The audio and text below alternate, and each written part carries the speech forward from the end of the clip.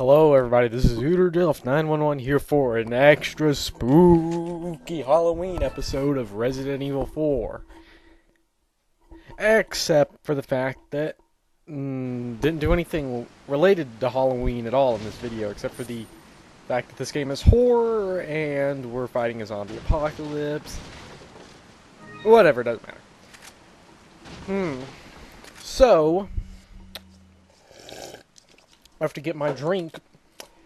So I am post-commentating this episode because when I originally recorded all of the next 3 videos, I got all of them done only to realize that my microphone had been off.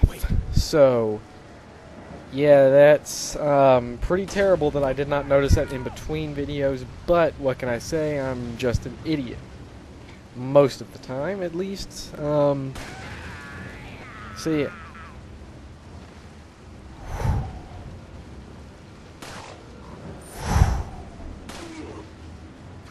So, let's see here. I can, at least with Fire Emblem, I'm used to post-commentating. This, I just can't. I don't know why. But, see here, things that have happened. Today the world's population hit 7 billion people, which is pretty Halloween horrifying if I do say so myself, since that means that in the future, when I have to start handing out Halloween candies and stuff, that's more of those little assholes I have to deal with, so not a fan. And speaking of trick-or-treating, I'm not going this year. Not like that even matters to anybody. It's just, it's freaking cold outside. I have no idea how people go trick-or-treating. Like, I don't even remember how I could stand it, because it's freaking cold outside, I gotta tell you. And so everybody who lives down there in, like, you know, California, Florida, Alabama, Mississippi, you know, all those, Texas, all those southern nice states which are really warm, I envy you a lot. A whole lot, let me tell you. So yeah, it is.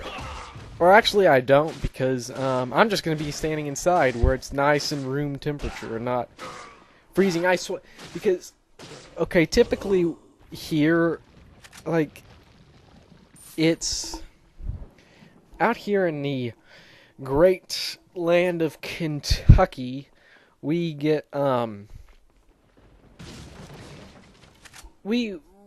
this time of year, we'd usually be around 50 degrees, I would say, for, temperature-wise. Just because, like, I mean, like, that's the average when you get into, like, midday, but some of the days it's been under freezing. Like, it's ridiculous. Like, this is proof that global warming is the biggest false advertisement since I can't believe it's not butter, because, I mean, they go like, the globe is warming, the polar ice caps are melting, where I think the freeze is just relocating, whereas the polar ice caps are getting colder, we are getting much, much colder. Or, wait, the ice caps are getting warmer, and we're getting a lot colder, yeah. So, as a random question, what's the temperature like for you guys right now? Because today is the first day I've had to wear, like, a jacket to school and wear them through classes. So, yeah, that's not good, and only made worse by the fact that one of the classrooms I have is very freezing, and so yeah, it's horrible. So I just want to know, okay, so here, right here, just real quick note, in the game, we just sold the Punisher, and I bought the Red 9. This is the pistol we're going to start upgrading, because it is my personal favorite, and something I didn't explain when you start upgrading, since I haven't really upgraded anything other than the TMP, you will, like, once you upgrade everything, every gun has an exclusive upgrade it can get. So once you upgrade it all the way, there'll be a mega upgrade you can get. And the Red 9's mega upgrade you can get makes it, I think after you upgrade it, it becomes the most powerful gun in the game, except for a fully upgraded rifle and shotgun. So it becomes, or is it? I don't know. I think it actually becomes stronger than all the shotguns in the game. The only non-cheat weapon it's not stronger than is the rifle we have right now. Because the second rifle you get's actually not as powerful, but you really, with a rifle, you don't need a whole lot of power since they're basically one-hit kills anyway at this point. So, yeah. But, as I was saying, is it like up there in the northern states and in Canada and down there in Australia or whatever? Is the temperature a lot weirder than what it normally is? I just want to know, because we've just been screwed up completely. Maybe it's because we had, like, every single tree in the freaking neighborhood chopped down for some reason. It's like after those trees disappeared, there started being, like, permafrost popping up under the ground. Maybe trees don't make oxygen. Maybe they keep ice from enslaving the world or something. I have no idea, but...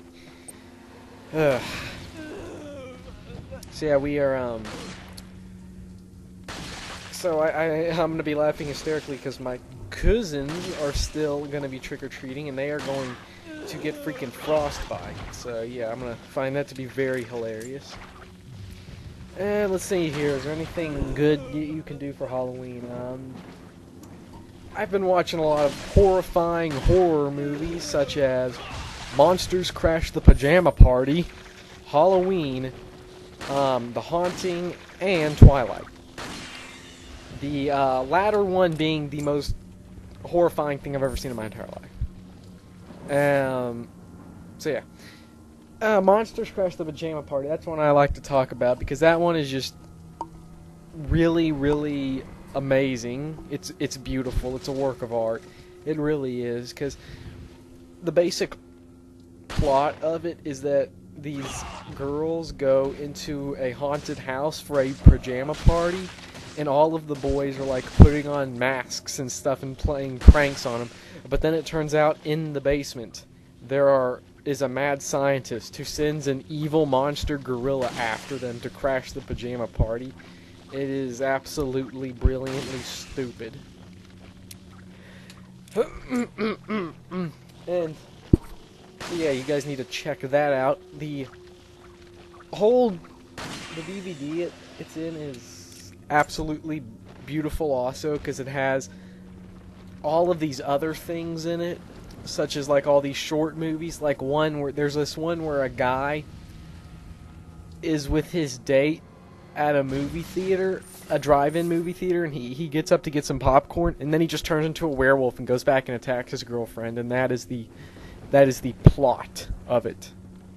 That is genius right there. Whoever came up with that needs like freaking award or whatever, like one of them Academy Awards, but too bad they only give it to the big, popular, successful non-horror movies.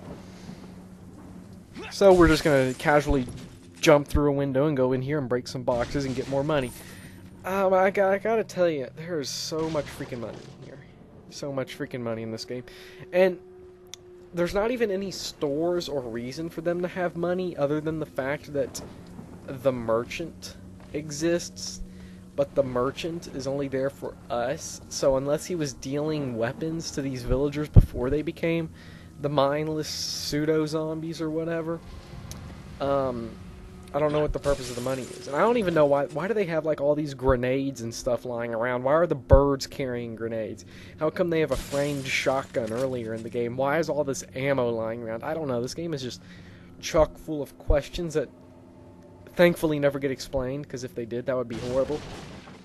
They kind of explain it in Resident Evil 5, though, by giving, yeah, Resident Evil 5. That's a really funny joke right there. Oh my god, that game, when they start giving the zombies guns, like machine guns, I mean, that's where it just went from not only the dialogue being ridiculous, but the enemies being ridiculous. So if you guys want something really good horror to do, you should go read the fanfiction My Immortal. Oh my goodness gracious. I would have recorded yesterday, but after reading that, my soul was crushed completely. I don't think I've ever read anything so beautiful as that fanfiction. Just to give you guys sort of a taste of it, it's a Harry Potter fanfiction, and there is a line where Dumbledore calls the main character of it, and Draco, I think, he calls them horny hooligans. That is freaking Nirvana. That line right there is heaven. If heaven was a dialogue from a book, it would be "you horny hooligans," being said by Dumbledore. And so, yeah, go read it. Why I read it, I don't know. If you wanna, and so yeah, I don't know. If you want to get sort of a taste of what the whole thing is, go. I'll put a link to it in the description of this video for you guys to go check it out, of a dramatic reading by Otaku Gamer J of it, which I did guest in some of the chapters, like 14, 15, and 16, I think. So yeah, you can go check those out and make your ears bleed from the absolute horrendousness that is it. But so yeah, we are going to end this part, and I will see you guys on the next post-commentated part, where we will continue on this beautiful journey to stop zombie apocalypse from a deranged cult leader. See you then.